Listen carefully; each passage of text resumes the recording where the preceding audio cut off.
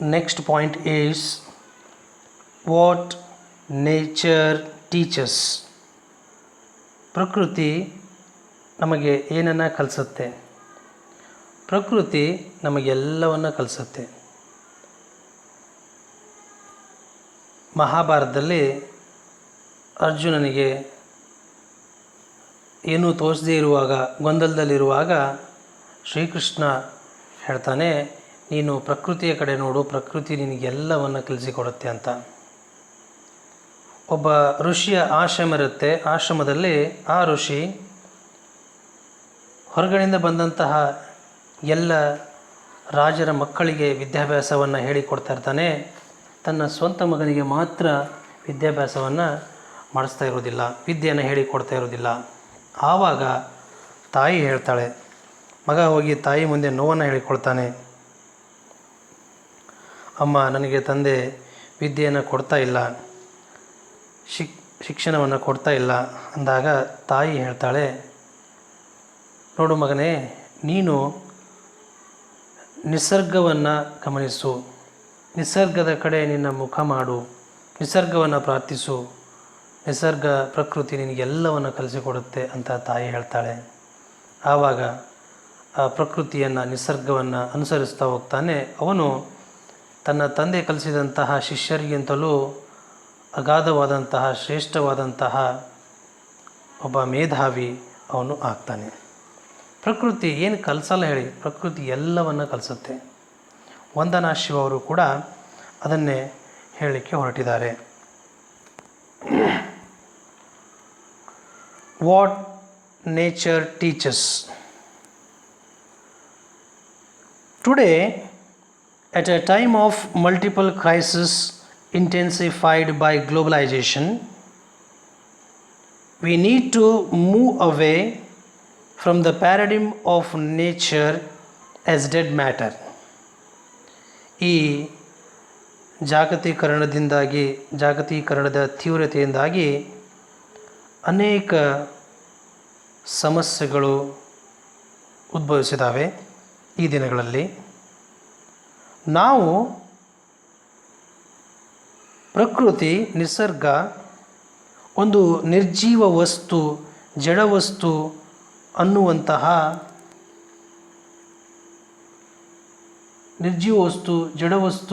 ಅನ್ನುವಂತಹ ದೃಷ್ಟಿಕೋನದಿಂದ ಆಚೆ ಬರುವ ಅವಶ್ಯಕತೆ ಇದೆ.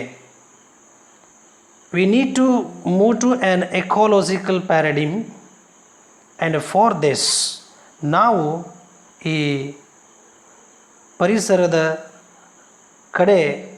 ಕಡೆ ನಾವು ದೃಷ್ಟಿಕೋನವನ್ನು ಬೆಳೆಸಿಕೊಳ್ಳುವ ಅವಶ್ಯಕತೆ ತುಂಬ ಇದೆ. ಆ್ಯಂಡ್ ಫಾರ್ ದಿಸ್, ಇದಕ್ಕೆ the best teacher is nature herself. ಪ್ರಕೃತಿನೇ ಇದಕ್ಕೆ ಒಂದು ಅತ್ಯುತ್ತಮ ನಿದರ್ಶನ, ಅತ್ಯುತ್ತಮ ಶಿಕ್ಷಕ ಅಂತ ವಂದನಾ ಶಿವ ಅವರು ಹೇಳ್ತಾರೆ. The Earth university teachers earth democracy. ಅವರು ಪ್ರಾರಂಭಿಸಿದಂತಹ ಅರ್ತ್ ಯೂನಿವರ್ಸಿಟಿ ಇದೆ ಅಲ್ವಾ, ಅದು ಅರ್ತ್ ಡೆಮೋಕ್ರಸಿಯನ್ನು ಕಲಿಸುತ್ತೆ. ಡೆಮೋಕ್ರಸಿ ಅಂದರೆ by the people, for the people, of the people ಅಂತ ಹೇಳ್ತೇವೆ, ಸಮಾನತೆಯನ್ನು ಹೇಳುವಂಥದ್ದು. ಇಲ್ಲಿ ಅರ್ತ್ ಡೆಮೋಕ್ರಸಿ ಅಂದರೆ ಏನು ಅಂತ ಹೇಳಿದ್ರೆ, which is the freedom for all species to evolve within the web of life. ಬದುಕಿನಲ್ಲಿ ಪ್ರತಿ ಜೀವಿಯ ಜೀವನದಲ್ಲಿ, ಪ್ರತಿ ಬಗೆಯ ಜೀವಿಯ ಜೀವನದಲ್ಲಿ ಪ್ರತಿಯೊಂದಕ್ಕೂ ಕೂಡ ತಾನು ಬೆಳೆಯುವ ಒಂದು ಅವಕಾಶ, ಸ್ವಾತಂತ್ರ್ಯ ಇದ್ದೇ ಇರುತ್ತೆ. And the freedom and responsibility of humans. ಮನುಷ್ಯರ ಸ್ವಾತಂತ್ರ್ಯ ಮತ್ತು ಜವಾಬ್ದಾರಿ as members of the earth family. ಈ ಭೂಮಿಯ ಕುಟುಂಬದ ಸದಸ್ಯರಾದಂತಹ ಮನುಷ್ಯರ ಜವಾಬ್ದಾರಿ ಏನು ಅಂತ ಹೇಳಿದ್ರೆ, ಟು ರಿಕಗ್ನೈಸ್, ಗುರುತಿಸೋದು, ಪ್ರೊಟೆಕ್ಟ್, ರಕ್ಷಿಸೋದು, and respect the rights of other species.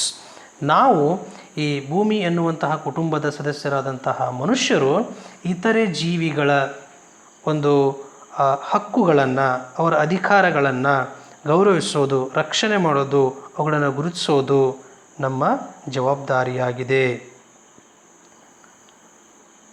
Earth democracy is a shift from anthropocentrism to ecocentrism. ಈ ಅರ್ತ್ ಡೆಮಾಕ್ರಸಿ ಅನ್ನೋದು ಆಂಥ್ರೋಪೋಸೆಂಟ್ರಿಸಮ್ ಇಂದ ಎಕೋಸೆಂಟ್ರಿಸಮ್ಗೆ ಆಗುವಂತಹ ಒಂದು ಬದಲಾವಣೆ, ಅ ಶಿಫ್ಟ್, ಅ ಚೇಂಜ್ ಅಂತ ಒಂದು ಬದಲಾವಣೆ. ಆಂಥ್ರೋಪೋಸೆಂಟ್ರಿಸಮ್ ಅಂತ ಹೇಳಿದರೆ ಆಂಥ್ರೋಪೋಸೆಂಟರ್ಡ್ ಅಂತ. ಆಂಥ್ರೋಪೋಸ್ ಅಂತ ಹೇಳಿದರೆ ಹ್ಯೂಮನ್ ಬೀಯಿಂಗ್ಸ್ ಅಂತ, ಮನುಷ್ಯರು ಅಂತ. ಆಂಥ್ರೋಪೋಸೆಂಟ್ರಿಸಮ್ ಅಂತ ಹೇಳಿದರೆ here human beings are centred, human supremacy is there, preference is given to human beings, and human beings are considered as most important. ಇಲ್ಲಿ ಎಲ್ಲವೂ ಮನುಷ್ಯ ಅಥವಾ ಮಾನವ ಕೇಂದ್ರಿತ ಆಗಿರುತ್ತೆ. ಮನುಷ್ಯನ ಆಸಕ್ತಿಗೆ, ಇಚ್ಛೆಗೆ ಹೆಚ್ಚಿನ ಮಹತ್ವವನ್ನು ಕೊಡಲಾಗಿರುತ್ತೆ. Values are interest of human is considered, is centred ಇಲ್ಲಿ ಮುಖ್ಯ ಆಗಿರುತ್ತೆ. ಇನ್ನು ಎಕೋಸೆಂಟ್ರಿಸಮ್ ಅಂತ ಹೇಳಿದರೆ, ecocentrism means nature centred as opposite to human centred. ನಾವೇನು ಮಾನವ ಕೇಂದ್ರಿತ ಅಂತ ಹೇಳ್ತೇವೆ, ಅದಕ್ಕೆ ವಿರುದ್ಧವಾದದ್ದು ಯಾವುದು ಅಂತ ಹೇಳಿದರೆ ಪರಿಸರ ಕೇಂದ್ರಿತ, ಪ್ರಕೃತಿ ಕೇಂದ್ರಿತ, ನೇಚರ್ ಸೆಂಟರ್ಡ್ ಅಂತ. ಅಂದರೆ ಇಲ್ಲಿ ಪ್ರಕೃತಿ ಮುಖ್ಯ ಆಗಿರುತ್ತೆ. ಯಾವುದೇ ಪ್ರಾಜೆಕ್ಟನ್ನು ಕೈಗೊಳ್ಳಬೇಕಾದ್ರೆ, ಯಾವುದೇ ಆಗಿರ್ಬೋದು, ರಸ್ತೆ ಮಾಡೋದಾಗಿರ್ಬೋದು, ಕಟ್ಟಡ ಕಟ್ಟೋದಾಗಿರ್ಬೋದು, ಸ್ಮಾರ್ಟ್ ಸಿಟಿ ಮಾಡೋದಾಗಿರ್ಬೋದು, ರೈಲ್ವೆ ಟ್ರ್ಯಾಕ್ ಮಾಡೋದಾಗಿರ್ಬೋದು, ಯಾವುದೇ ಮಾಡಬೇಕಾದ್ರೂ ಕೂಡ ಅಲ್ಲಿ ಪ್ರಕೃತಿಗೆ, ನಿಸರ್ಗಕ್ಕೆ ಏನು ಹಾನಿಯಾಗುತ್ತೆ ಅನ್ನೋದನ್ನು ನಾವು ಪರಿಗಣನೆಗೆ ತೆಗೆದುಕೊಳ್ಬೇಕಾಗತ್ತೆ. ಕೆಲವು ಕಡೆ ಒಂದು ರಸ್ತೆಯನ್ನು ಮಾಡುವ ಸಲುವಾಗಿ ಎಷ್ಟೋ ಗಿಡ ಮರಗಳನ್ನು ಕಡಿದಾಕ್ತಾರೆ. ಮತ್ತೊಂದು ಕಡೆ ಏನಾಗುತ್ತೆ ಅಂತ ಹೇಳಿದರೆ, ಒಂದು ಗಿಡವನ್ನು ಉಳಿಸುವ ಸಲುವಾಗಿ ರಸ್ತೆಯನ್ನೇ ಬೇರೆ ಕಡೆ ತಿರುಗಿಸಿಕೊಂಡು ಹೋಗ್ತಾರೆ. ಇಂತಹ ಎರಡು ನಿದರ್ಶನಗಳು ಕೂಡ ನಮ್ಮ ಕಣ್ಮುಂದೆ ಇದ್ದಾವೆ. ಹಾಗಾಗಿ ಏನಾಗಬೇಕು, ನಾವು ಆಂಥ್ರೋಪೋಸೆಂಟ್ರಿಸಮಿಂದ ಎಕೋಸೆಂಟ್ರಿಸಮ್ಗೆ ಶಿಫ್ಟ್ ಆಗಬೇಕು. ಆ ಥರ ಶಿಫ್ಟ್ ಆಗೋದೇ ಅರ್ತ್ ಡೆಮಾಕ್ರಸಿ ಅಂತ ವಂದನಾ ಶಿವ ಹೇಳ್ತಾರೆ. ಇಲ್ಲಿ we the human beings are living in an illusion. ನಾವು ಒಂದು ಭ್ರಮೆಯಲ್ಲಿ ಬದುಕ್ತಾ ಇದ್ದೇವೆ. ಏನಂತ ಹೇಳಿಬಿಟ್ರೆ, human beings are inevitable to the earth. ಭೂಮಿಗೆ ಮನುಷ್ಯರು ಅನಿವಾರ್ಯ ಆಗಿದ್ದಾರೆ, ಅವಶ್ಯಕತೆ ಆಗಿದ್ದಾರೆ ಅನ್ನುವ ಭ್ರಮೆಯಲ್ಲಿ ನಾವಿದ್ದೇವೆ. But the fact is something else. ಸತ್ಯ ಏನು ಅಂತ ಹೇಳಿದರೆ, ನಾವು ಭೂಮಿಗೆ ಅನಿವಾರ್ಯ ಆಗಿಲ್ಲ, ಅವಶ್ಯಕವಾಗಿಲ್ಲ. ಆದರೆ ಭೂಮಿ, ಪ್ರಕೃತಿ, ನಿಸರ್ಗ ನಮಗೆ ಅನಿವಾರ್ಯ ಮತ್ತು ಅವಶ್ಯಕ ಆಗಿದೆ. ಇತರ ಜೀವಿಗಳನ್ನು ನಾವು ಸಾಯಿಸ್ತೇವೆ, ಅವುಗಳ ಸ್ವಾತಂತ್ರ್ಯಕ್ಕೆ ಧಕ್ಕೆ ತಗೊಂಡು ಬರ್ತೇವೆ. ಆ ಜೀವಿಗಳಿಂದ ನಮಗೆ ತೊಂದರೆ ಆದಾಗ ಈ ಜೀವಿ ಆದರೂ ಯಾಕಾದರೂ ಇತ್ತು ಅಂತ ಅನಿಸ್ಬಿಡುತ್ತೆ. ಅದೇ ರೀತಿಯಾಗಿ if all insects die today 2.5 or within 4 years, all the life on this planet will cease, come to an end. Life on this planet will die or come to an end if human beings disappear. If human beings disappear, the planet will flourish. ಎಲ್ಲ ಹುಳಗಳು ಹೇಳ್ತೇವೆ, ಆಮೇಲೆ ಕೀಟಗಳು ಹೇಳ್ತೇವೆ. ಅವುಗಳೆಲ್ಲವೂ ಇವತ್ತು ಸತ್ತೋಗ್ಬಿಟ್ರೆ ಇಡೀ ಭೂಮಿ ಮೇಲಿನ ಜೀವ ಸಂಕುಲ ಏನಾಗುತ್ತೆ, 3-4 ವರ್ಷದಲ್ಲಿ ಕೊನೆಗೊಂಡ್ಬಿಡುತ್ತೆ. ಅದೇ ಬದಲಾಗಿ ಮನುಷ್ಯ ಜೀವಿ ಏನಾದರೂ ಸತ್ತೋಗ್ಬಿಟ್ರೆ ಈ ಗ್ರಹ, ಭೂಮಿ ಎನ್ನುವ ಗ್ರಹ ಇದೆಯಲ್ವಾ, ಸಮೃದ್ಧಿಯಿಂದ ತುಂಬಿ ತುಳುಕುತ್ತೆ. ಇದ್ರ ಮೇಲೇ ನಾವು ಅರ್ಥ ಮಾಡ್ಕೋಬೇಕು. ಸೊ ನಾವು ಪ್ರಕೃತಿಗೆ ಎಷ್ಟೊಂದು ಹಾನಿಯನ್ನು ಮಾಡ್ತಾ ಇದ್ದೇವೆ.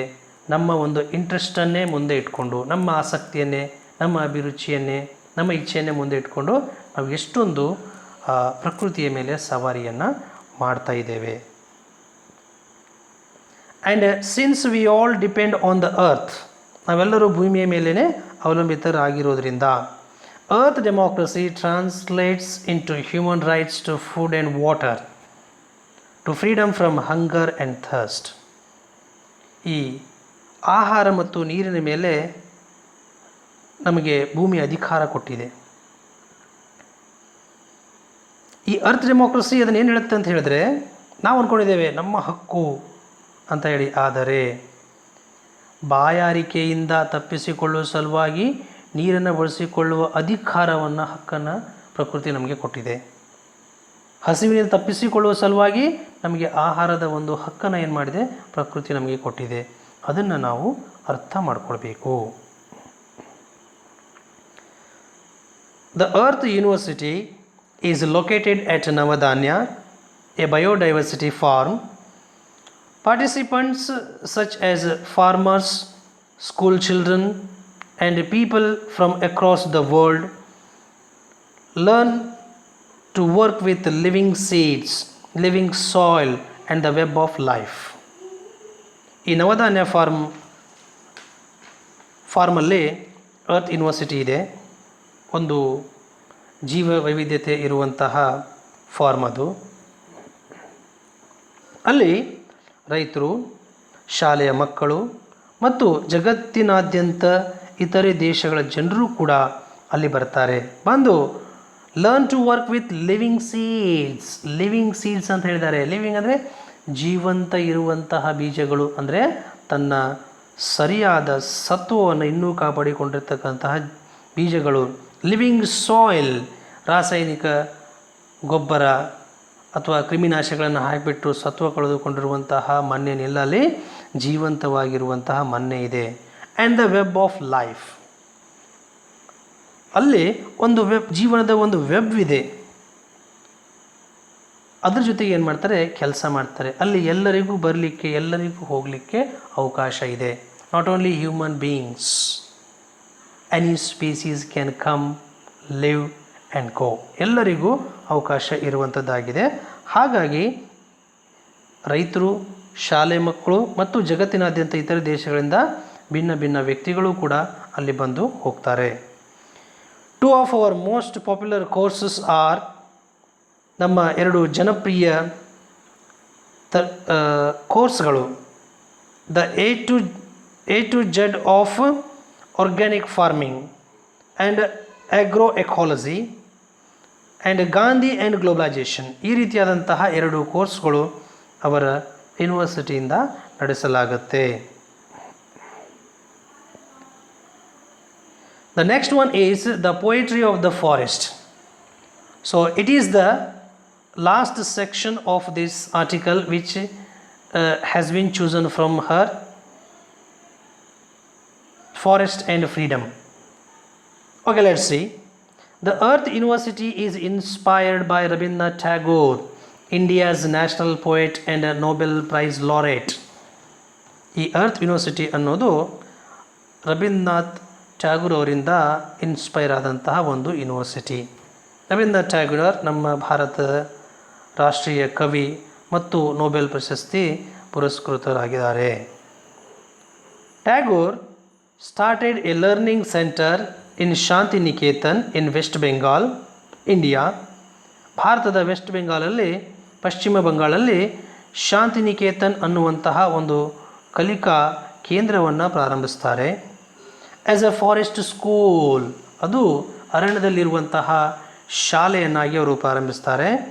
ಬೋತ್, ಅಲ್ಲೇ ಯಾಕೆ ಪ್ರಾರಂಭ ಮಾಡ್ತಾರೆ ಅಂತ ಹೇಳಿದ್ರೆ, both to take inspiration from nature and to create an Indian cultural renaissance. ಒಂದು ಪ್ರಕೃತಿಯಿಂದ ಸ್ಫೂರ್ತಿಯನ್ನು ಪಡೆಯುವ ಸಲುವಾಗಿ, ಮತ್ತೊಂದು ನಮ್ಮ ಭಾರತೀಯ ಅಥವಾ ಭಾರತದ ಸಾಂಸ್ಕೃತಿಕ ಪುನರುಜ್ಜೀವನವನ್ನು ಸೃಷ್ಟಿಸುವ ಸಲುವಾಗಿ ಅವರು ಆ ಕಲಿಕಾ ಕೇಂದ್ರವನ್ನು ಕಾಡಿನಲ್ಲಿ ಪ್ರಾರಂಭ ಮಾಡ್ತಾರೆ. The school became a university in 1921, growing into one of India's most famous centres of learning. ಆ ಶಾಲೆ ಅನ್ನೋದು 1921ರಲ್ಲಿ ವಿಶ್ವವಿದ್ಯಾಲಯ ಆಗುತ್ತೆ. ಅದು ಮುಂದೆ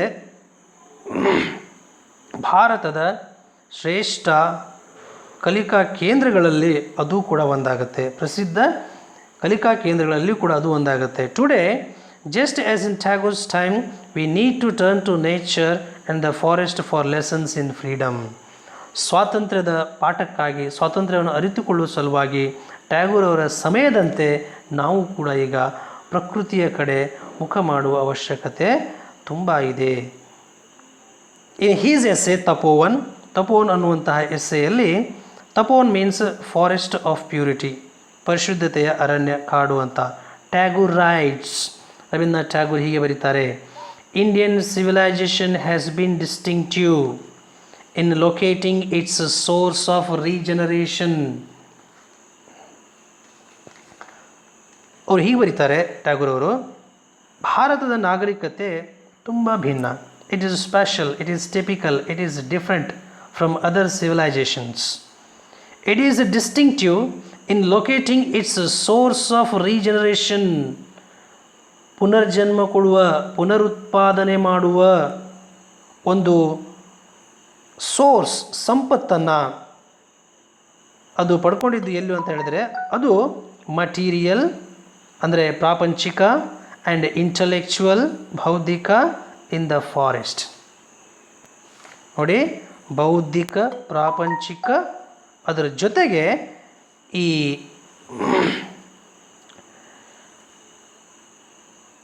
ಬೌದ್ಧಿಕ ಮತ್ತು ಪ್ರಾಪಂಚಿಕ ಪುನರುತ್ಪಾದನೆಯ ಒಂದು ಮೂಲವನ್ನು ಕಂಡುಕೊಂಡದ್ದು ಕಾಡಿನಲ್ಲಿ ನಮ್ಮ ಭಾರತದ ನಾಗರಿಕತೆ. That is why it is A distinctive, ಅದಕ್ಕೋಸ್ಕರ ಅದು ಭಿನ್ನವಾಗಿದೆ. ನಾಟ್ ದ ಸಿಟಿ, ಅದು ಕಾಡಿನಲ್ಲಿ ಕಂಡುಕೊಂಡಿದೆ ಬಿಟ್ಟರೆ ಯಾವುದೇ ಸಿಟಿಯಲ್ಲಿ ಅಲ್ಲ. India's best ideas have come where man was in communion with trees and rivers and lakes away from the crowds. ಭಾರತದ ಶ್ರೇಷ್ಠ ವಿಚಾರಗಳು, ವಿಚಾರಧಾರೆ ಬಂದದ್ದು ಎಲ್ಲಿ ಅಂತ ಹೇಳಿದ್ರೆ, ಮನುಷ್ಯ ಎಲ್ಲಿ ಮರಗಳ ಜೊತೆ, ನದಿಗಳ ಜೊತೆ, ಕೆರೆಗಳ ಜೊತೆ ಅವನು ಸಂಭಾಷಣೆಯಲ್ಲಿದ್ದನೋ, ಸಂಪರ್ಕದಲ್ಲಿದ್ದನೋ, ಅಲ್ಲಿ ಏನಾಗೋಯಿತು, ಇಂತಹ ಶ್ರೇಷ್ಠ ಐಡಿಯಾಗಳು ಹುಟ್ಟಿಕೊಂಡವು.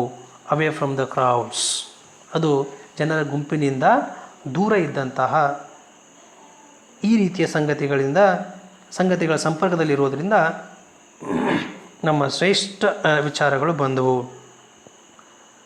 ಗೌತಮ್ ಬುದ್ಧ ಜ್ಞಾನೋದಯಕ್ಕಾಗಿ ತನ್ನ ಸಾಮ್ರಾಜ್ಯವನ್ನು ತೊರೆದು ಕಾಡಿಗೆ ಹೋಗ್ತಾನೆ. ಅವನ ಸಮಕಾಲೀನ ಯಾವುದೋ ಒಂದು ಶ್ರೇಷ್ಠ ನಗರಕ್ಕೆ, ಪಟ್ಟಣಕ್ಕೆ ಹೋಗಲ್ಲ ಅಲ್ವಾ. The peace of the forest has helped the intellectual evolution of man. ಈ ಕಾಡಿಗೆ ಯಾಕೆ ಹೋಗ್ತಾರೆ ಅಂತ ಹೇಳಿದರೆ, ಅರಣ್ಯಕ್ಕೆ ಯಾಕೆ ಹೋಗ್ತಾರೆ, ಧ್ಯಾನ ಮಾಡೋದಕ್ಕೆ, ಮೌನವಾಗಿರೋದಕ್ಕೆ. ಅಲ್ಲಿಗೆ ಯಾಕೆ ಹೋಗ್ತಾರೆ ಅಂತ ಹೇಳಿದರೆ, ಅದು ಮನುಷ್ಯನ ಬೌದ್ಧಿಕ ಬೆಳವಣಿಗೆಗೆ ಅದು ಶಕ್ತಿಯನ್ನು ಕೊಡುತ್ತೆ, ಸಹಾಯ ಮಾಡುತ್ತೆ. The culture of the forest has fueled the culture of Indian society. ಕಾಡಿನಲ್ಲಿರುವ ಒಂದು ಸಂಸ್ಕೃತಿ ಏನಾಗಿದೆ, ನಮ್ಮ ಭಾರತೀಯ ಸಮುದಾಯ ಸಮಾಜದ ಒಂದು ಸಂಸ್ಕೃತಿಗೆ ಅದು ಶಕ್ತಿಯನ್ನು ನೀಡಿದೆ, ಪ್ರೋತ್ಸಾಹಿಸಿದೆ, ಸ್ಟಿಮ್ಯುಲೇಟ್ ಮಾಡಿದೆ. The culture that has arisen from the forest has been influenced by the diverse processes of renewal of life. ಕಾಡಿನಿಂದ ಬಂದಂತಹ ಸಂಸ್ಕೃತಿ ಏನಾಗಿದೆ, ಕಾಡಿನಲ್ಲಿನ ಅನೇಕ ಜೀವಿಗಳ ಅಥವಾ ಜೀವದ ನವೀಕರಣ ಆಗ್ತಾ ಇರುತ್ತೆ. Each moment the renewal of life takes place in the forest. ಪ್ರತಿ ಕ್ಷಣಕ್ಕೂ ಏನಾಗ್ತೈತೆ, ಜೀವಿಗಳ ಅಥವಾ ಜೀವದ ಒಂದು ನವೀಕರಣ ಅರಣ್ಯದಲ್ಲಿ ಆಗ್ತಾ ಇರುತ್ತೆ. ಅದು ಹೇಗೆ, ಡೈವರ್ಸ್ ಪ್ರೋಸೆಸಸ್ ಅಂತ ಹೇಳ್ತಾರೆ. ಅಂದರೆ ಅನೇಕ ವೈವಿಧ್ಯಮಯವಾದಂತಹ ಆ ಒಂದು ಬದುಕಿನ ನವೀಕರಣದಿಂದಾಗಿ ಏನಾಗಿದೆ, ಕಾಡಿನಲ್ಲಿನ ಸಂಸ್ಕೃತಿ ಪ್ರಭಾವಕ್ಕೊಳಪಟ್ಟಿರುತ್ತೆ. Which are always at play in the forest, varying from species to species, from season to season, in sight and sound and smell. ಆ ಒಂದು ಬದುಕಿನ ನವೀಕರಣ ಪ್ರತಿ ಕ್ಷಣ ಅಲ್ಲಿ ನಡೀತಾ ಇರುತ್ತೆ. Varying from species to species, ಜೀವಿಯಿಂದ ಜೀವಿಗೆ ಭಿನ್ನವಾಗಿರುತ್ತೆ. ಫ್ರಮ್ ಸೀಸನ್ ಟು ಸೀಸನ್, ಕಾಲದಿಂದ ಕಾಲಕ್ಕೆ ಭಿನ್ನವಾಗಿರುತ್ತೆ. ಅದು ಇನ್ ಸೈಟ್ ದೃಶ್ಯದಲ್ಲಿ, ಆ್ಯಂಡ್ ಸೌಂಡ್ ಶಬ್ದದಲ್ಲಿ, ಆ್ಯಂಡ್ ಸ್ಮೆಲ್ ವಾಸನೆಯಲ್ಲಿ. ಕಾಲಕ್ಕೆ ತಕ್ಕ ಹಾಗೆ ಪ್ರತಿ ಕ್ಷಣಕ್ಕೆ ಏನಾಗ್ತಾ ಇರುತ್ತೆ, ಆ ಪ್ರಕೃತಿಯಲ್ಲಿ ಅದು ಅರಣ್ಯದಲ್ಲಿ ಏನಾಗ್ತಾ ಇರುತ್ತೆ, ಪ್ರತಿ ಕ್ಷಣ ನವೀಕರಣ ನಡೀತಾನೆ ಇರುತ್ತೆ. The unifying principle of life in diversity of democratic pluralism thus became the principle of Indian civilization. The unifying principle, ಒಗ್ಗೂಡುವಂತಹ ಒಂದು ತತ್ವ, ಒಂದು ಶಿಸ್ತು, ಆಫ್ ಲೈಫ್ ಇನ್ ಡೈವರ್ಸಿಟಿ, ಆ ವೈವಿಧ್ಯಮಯ ಇರುವಂತಹ ಒಂದು ಜೀವನದಲ್ಲಿ, of democratic pluralism. Democratic pluralism ಅಂತ ಹೇಳಿದರೆ ಬಹುತ್ವ ಸಿದ್ಧಾಂತ ಅಂತ, ಅನೇಕ ಸಿದ್ಧಾಂತಗಳು ಇರುವಂತಹ ದೇಶ ನಮ್ಮದು. ಸೊ ಅಂಥದ್ರಲ್ಲಿ ಏನಾಗಿದೆ ಅಂತ ಹೇಳಿದರೆ, ಈ ಯುನಿಟಿ ಇನ್ ಡೈವರ್ಸಿಟಿ ಇದೆ ಅಲ್ವಾ, ಸೊ ಅದು ನಮ್ಮ ಭಾರತದ ನಾಗರಿಕತೆಯ ಒಂದು ತಳಹದಿಯಾಗಿದೆ. It is this unity in diversity that is the basis of both ecological sustainability and democracy. ಈ ವೈವಿಧ್ಯತೆಯಲ್ಲಿನ ಏಕತೆ ಇದೆಯಲ್ವಾ, ಅದೇ ಎಕಾಲಜಿಕಲ್ ಸಸ್ಟೈನೇಬಿಲಿಟಿ, ಪರಿಸರದ ಒಂದು ನಿರ್ವಹಿಸುವಿಕೆ ಮತ್ತು ಸಮಾನತೆ, ಡೆಮೋಕ್ರಸಿಯ ಒಂದು ತಳಹದಿಯಾಗಿದೆ. Diversity without unity becomes the source of conflict and contest. ಏಕತೆ ಇದೆ, ಆದರೆ ವೈವಿಧ್ಯತೆ ಇಲ್ಲ. ಆವಾಗ ಏನಾಗುತ್ತೆ ಅಂತ ಹೇಳಿದ್ರೆ, ಅಲ್ಲಿ ಗೊಂದಲಕ್ಕೆ, ಸ್ಪರ್ಧೆಗೆ ಅವಕಾಶ ಇರುತ್ತೆ. ಡೈವರ್ಸಿಟಿ, ವೈವಿಧ್ಯತೆ ಇದೆ ಆದರೆ ಏಕತೆ ಇಲ್ಲ ಅಂದಾಗ ಅವರಲ್ಲೇ ಸ್ಪರ್ಧೆ ಏರ್ಪಡುತ್ತೆ, ಅವರಲ್ಲಿ ಗೊಂದಲ ಏರ್ಪಡುತ್ತೆ. Unity without diversity becomes the ground for external control. ವೈವಿಧ್ಯತೆ ಇದೆ ಅದರಲ್ಲಿ ಅವರಲ್ಲಿ ಏಕತೆ ಇಲ್ಲ ಅಂದಾಗ ಹೊರಗಿನವರ ದಾಳಿ ಮಾಡಲಿಕ್ಕೆ ಅವಕಾಶ ಇರುತ್ತೆ. This is true of both nature and culture. ಇದು ಪ್ರಕೃತಿನೂ ಆಗಿರ್ಬೋದು ಅಥವಾ ಸಂಸ್ಕೃತಿನೂ ಆಗಿರ್ಬೋದು, ಎರಡರ ವಿಷಯದಲ್ಲೂ ಕೂಡ ಇದು ಸತ್ಯ, ನಿಜ. The forest is A unity in its diversity and we are united with nature through our relationship with the forest. ಕಾಡು ಅನ್ನೋದೇ, ಅರಣ್ಯ ಅನ್ನೋದೇ ವೈವಿಧ್ಯತೆಯಲ್ಲಿನ ಏಕತೆ. ಇದರೊಟ್ಟಿಗೆ ನಾವು ಸಂಪರ್ಕದಲ್ಲಿದ್ದೇವೆ, ನಾವು ಅದರೊಟ್ಟಿಗೆ ನಾವು ಕೂಡ್ಕೊಂಡಿದ್ದೇವೆ, ಪ್ರಕೃತಿಯೊಂದಿಗೆ ನಾವಿದ್ದೇವೆ. ಅದು ಹೇಗೆ ಅಂತ ಹೇಳಿದ್ರೆ, through our relationship with the forest. ಕಾಡಿನೊಂದಿಗಿನ ನಮ್ಮ ನಂಟಿನ ಮೂಲಕ ನಾವು ಪ್ರಕೃತಿಯ ಜೊತೆ ಒಂದಾಗಿದ್ದೇವೆ, ಅದರೊಟ್ಟಿಗೆ ನಾವು ಬದುಕ್ತಾ ಇದ್ದೇವೆ. ಇನ್ ಟ್ಯಾಗೂರ್ಸ್ ರೈಟಿಂಗ್ಸ್, ಟ್ಯಾಗೂರ್ ಅವರ ಬರವಣಿಗೆಗಳಲ್ಲಿ, the forest was not just the source of knowledge and freedom. ಕಾಡು ಅಥವಾ ಅರಣ್ಯ ಅನ್ನೋದು ಕೇವಲ ಜ್ಞಾನ ಮತ್ತು ಸ್ವಾತಂತ್ರ್ಯದ ಒಂದು ಮೂಲ ಆಗಿರಲಿಲ್ಲ. It was the source of beauty and joy. ಸೌಂದರ್ಯ ಮತ್ತು ಹರ್ಷದ ಒಂದು ಮೂಲ ಕೂಡ ಆಗಿತ್ತು. ಆಫ್ ಆರ್ಟ್ ಆ್ಯಂಡ್ ಎಸ್ಥೆಟಿಕ್ಸ್, ಕಲೆ ಮತ್ತು ಸೌಂದರ್ಯ ಪ್ರಜ್ಞೆಯದ್ದು ಕೂಡ ಆಗಿತ್ತು. ಆಫ್ ಹಾರ್ಮನಿ ಆ್ಯಂಡ್ ಪರ್ಫೆಕ್ಷನ್, ಸಾಮರಸ್ಯ ಮತ್ತು ಪರಿಪೂರ್ಣತೆಯ ಮೂಲವೂ ಕೂಡ ಆಗಿತ್ತು. It symbolised the universe. ಆ ಕಾಡು ಅನ್ನೋದು ಏನು ಮಾಡುತ್ತೆ, ಈ ಯೂನಿವರ್ಸ್, ವಿಶ್ವವನ್ನೇ ಅದು ಪ್ರತಿನಿಧಿಸುತ್ತೆ, ಸಾಂಕೇತಿಕರಿಸುತ್ತೆ. The forest teaches us union and compassion. ಕಾಡು ನಮಗೆ ಏನು ಮಾಡುತ್ತೆ, ಯೂನಿಯನ್, ಒಕ್ಕೂಟವನ್ನು, ಒಗ್ಗೂಡುವಿಕೆಯನ್ನು ಕಲಿಸಿಕೊಡುತ್ತೆ. ಆ್ಯಂಡ್ ಕಂಪ್ಯಾಷನ್, ಕರುಣೆಯನ್ನು ಕೂಡ ಕಲಿಸಿಕೊಡುತ್ತೆ. The forest also teaches us enoughness. ಈ ಕಾಡು ನಮಗೆ ಪರಿಪೂರ್ಣತೆಯನ್ನು ಕಲಿಸಿಕೊಡುತ್ತೆ. As a principle of equity, how to enjoy the gifts of nature without exploitation accumulation. ಕಾಡು ನಮಗೆ ಸಮಾನತೆಯ ತತ್ವದ ಅಡಿಯಲ್ಲಿ ಹೇಗೆ ನಾವು ಪ್ರಕೃತಿಯ ವರಗಳನ್ನು, ಪ್ರಕೃತಿಯ ಗಿಫ್ಟ್ಗಳನ್ನು, ಕೊಡುಗೆಗಳನ್ನು ಹೇಗೆ ಎಂಜಾಯ್ ಮಾಡಬೇಕು, ವಿದೌಟ್ ಎಕ್ಸ್ಪ್ಲಾಯ್ಟೇಷನ್ ಆ್ಯಂಡ್ ಅಕ್ಯುಮುಲೇಷನ್, ಕೂಡಿ ಹಾಕುವ, ಸಂಗ್ರಹಿಸುವ ಮತ್ತು ಶೋಷಣೆ ಮಾಡದೇನೆ ನಾವು ನೇಚರ್ನ ಗಿಫ್ಟನ್ನು ಹೇಗೆ ಎಂಜಾಯ್ ಮಾಡಬೇಕು ಅನ್ನೋದನ್ನು ಕಾಡು ನಮಗೆ ಕಲಿಸಿಕೊಡುತ್ತೆ. Tagore says that one has to find enjoyment through renunciation, not through greed of possession. ಕೇವಲ ನನಗೆ ಇರಲಿ, ನನಗೆ ಜಾಸ್ತಿ ಇರಲಿ, ಎಲ್ಲ ನನಗೆ ಬೇಕು ಅನ್ನುವಂತಹ ಒಂದು ದುರಾಸೆ ಇದೆಯಲ್ವಾ, ಗ್ರೀಡ್ ಆಫ್ ಪೊಜೆಷನ್, ಎಲ್ಲವನ್ನು ಪಡೆಯುವಂತಹ ಒಂದು ದುರಾಸೆ ಇದೆಯಲ್ವಾ, ಅದರ ಮೂಲಕ ಅಲ್ಲ, ತ್ಯಾಗ ಮಾಡುವುದರ ಮೂಲಕ ನಾವು ಆ ಪ್ರಕೃತಿಯ ಕೊಡುಗೆಗಳನ್ನು, ವರಗಳನ್ನು ಎಂಜಾಯ್ ಮಾಡಬೇಕು ಅಂತ ಹೇಳಿ ಟ್ಯಾಗೋರ್ ಅವರು ಹೇಳ್ತಾರೆ. No species in a forest appropriates the share of another species. ಪ್ರಕೃತಿಯಲ್ಲಿನ ಯಾವ ಬಗೆಯ ಜೀವಿಯೂ ಕೂಡ ಮತ್ತೊಂದು ಜೀವಿಯ ಪಾಲನ್ನು ಅದು ತೆಗೆದುಕೊಳ್ಳುವಂತಹ, ದೋಚಿಕೊಳ್ಳುವಂತಹ, ಬಾಚಿಕೊಳ್ಳುವಂತಹ ಕೆಲಸವನ್ನು ಮಾಡಲ್ಲ. Every species sustains itself in cooperation with others. ಪ್ರತಿಯೊಂದು ಬಗೆಯ ಜೀವಿ, ಅದು ಸಸ್ಯವರ್ಗನೂ ಆಗಿರ್ಬೋದು, ಪ್ರಾಣಿ ವರ್ಗನೂ ಆಗಿರ್ಬೋದು, any species or every species sustains itself in cooperation others. ಇತರರ ಜೊತೆಗಿನ ಸಹಕಾರದೊಂದಿಗೆ ತನ್ನದೆಲ್ಲವನ್ನು ನಿರ್ವಹಿಸಿಕೊಳ್ತಾ ಪ್ರತಿ ಜೀವಿಯೂ ಕೂಡ ಅಲ್ಲಿ ಬದುಕುತ್ತೆ, ವಾಸವಾಗಿರುತ್ತೆ.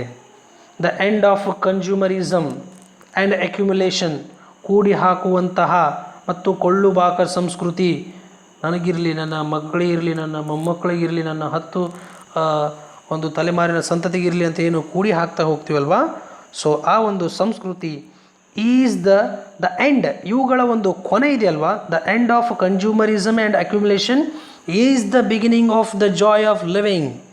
ಇವುಗಳ ಕೊನೆ ಇದೆಯಲ್ವಾ, ನಮ್ಮ ಬದುಕನ್ನು ನಾವು ಆನಂದಿಸುವಂತಹ ಒಂದು ಪ್ರಾರಂಭ ಆಗುತ್ತೆ, ಅದೇ ಪ್ರಾರಂಭ ಆಗಿದೆ.